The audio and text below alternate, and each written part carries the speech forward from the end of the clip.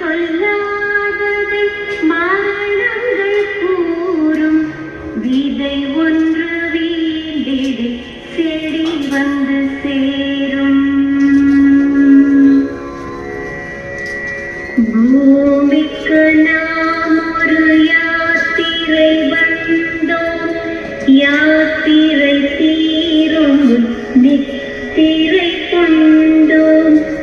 நித்திரை போவது நியதி என்றாலும் யாத்திரை என்பது தொடர்கதையாகும்.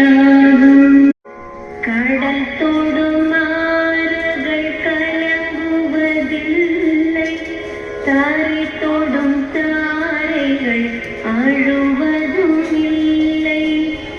நதி மழை போன்றது விதி என்று கண்டும் மதி கொண்ட மானுடன் மயங்குவதென்ன?